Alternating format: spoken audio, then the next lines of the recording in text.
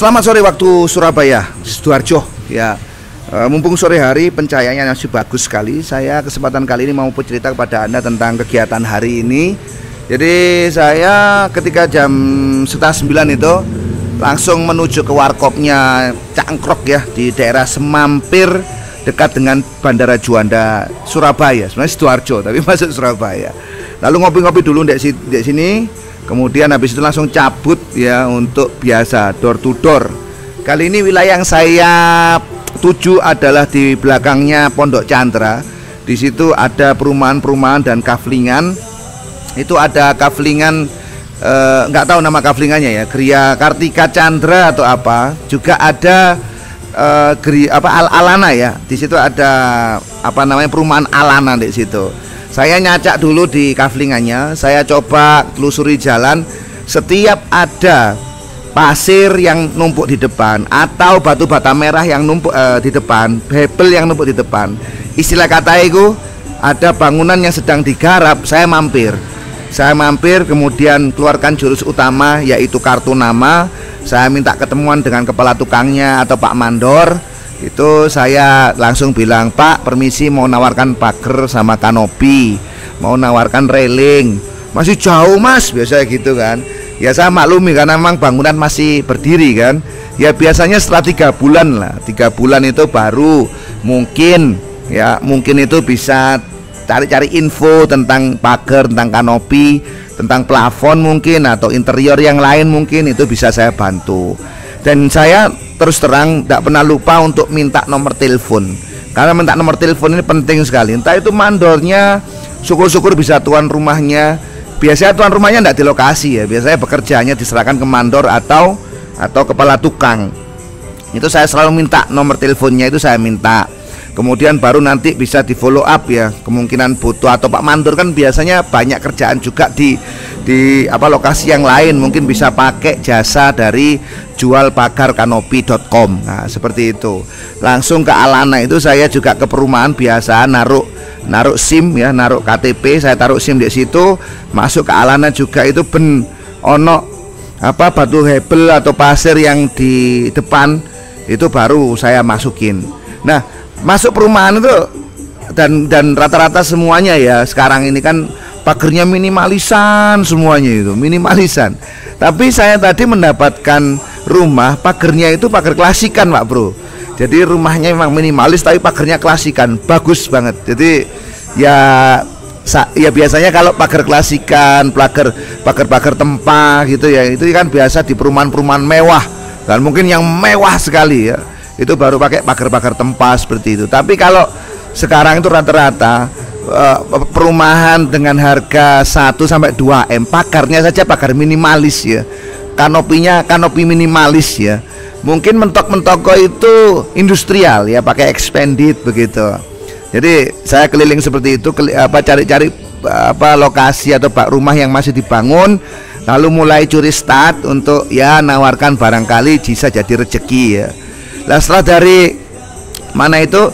dari belakangnya Pondok Chandra itu saya perumahan di situ kan banyak ya, dan saya mulai mikir gimana supaya masyarakat ataupun orang-orang yang tinggal di daerah itu bisa menikmati video saya gitu loh.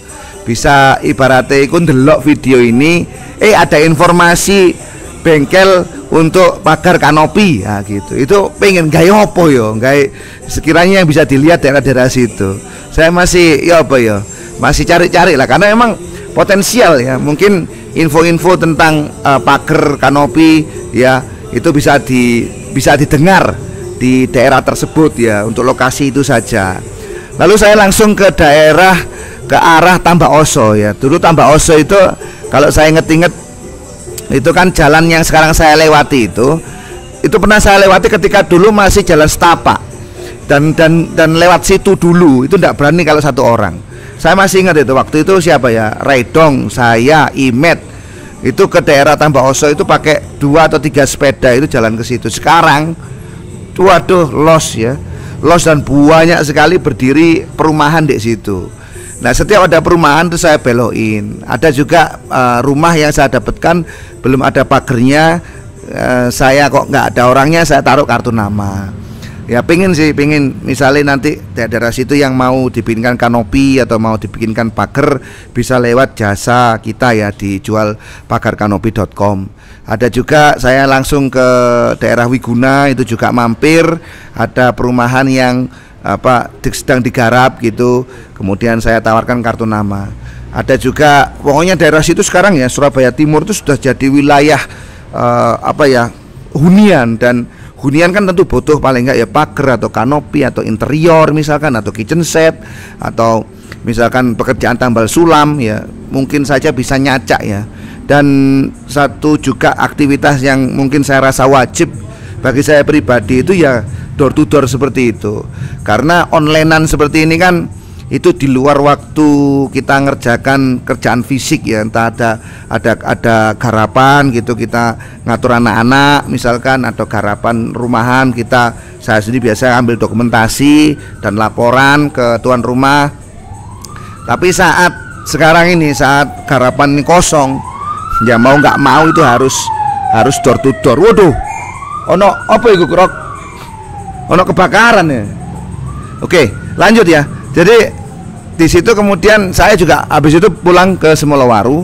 Di tengah-tengah itu dirungkuti, ternyata sekarang juga banyak perumahan. Itu besok tak parahin itu perumahannya ya, supaya bisa nawarkan ke calon penghuni, atau misalkan Pak Mandornya ya titip kartu nama ya, bisa ya kenalkan diri lah, kenalkan diri ke bapak ini dan ibu-ibu sekalian. Kalau mau pesen pagar, mau pesen kanopi, mau pesen railing tangga, baik itu borongan atau borongan jasa saja atau borongan sak materiale, bisa lewat kita ya. Anda juga bisa, sekarang ini saya bangun website www.jualpagarkanopi.com ya. Itu bisa sampean bisa lihat lah ibaratnya katalognya dan kisaran harganya itu berapa. Jadi di situ lengkap ya, dan itu bisa sampean ya, kalau memang kita berjodoh rezeki saya ya kita bisa ketemu dan kita bisa discuss untuk garapannya gimana. Dari sisi saya pribadi dan kita semua tukang-tukang itu ya, kita sediakan kualitas terbaik dengan harga terbaik juga ya. Jadi memang kualitas itu tidak bisa ditawar, karena memang ya kalau garapan bagus, harga bagus, tentu saja tuan rumah juga puas ya. Jadi kita menyesuaikan, sangat-sangat menyesuaikan. Pas balik itu ada kecelakaan, ada mbak-mbak itu jatuh ya. Wah sakno ya. Tapi anyway, kegiatan door to door semacam ini di luar membuat konten ya, di luar membuat konten seperti ini, itu sangat penting bagi saya untuk ya mengenalkan diri ke orang gitu kan. Kalau kita nggak kenalkan diri, mau dikenal gimana ya toh, kan seperti itu. Kalau kita nggak jemput pasar, kalau kita nggak TP-TP ke orang, misalkan di sosial media kita nawarkan diri dengan jasa, nawarkan jasa kita, ya nggak akan dikenal gitu loh. Dan onlinean seperti ini saya kerjakan biasanya sore ya, saya bikin konten saja itu nggak cukup, menurut saya sih nggak cukup. Karena apa? Karena sekarang bikin konten ya, kita take video, tentu ada materi-materi yang harus diungkapkan gitu kan. Kemudian setelah take video kita editing video ya, editing video itu juga makan waktu, rendering video, uploading video. Jadi memang dari membuat konten saja sudah ada 4-5 tahap. Yang kelima ini mungkin menggali idenya apa, 5 tahap. Setelah membuat konten belum cukup, harus distribusi konten. Kalau distribusi konten misalkan di YouTube itu kenalan ke channel-channel yang lain, kenalan ke user-user yang lain.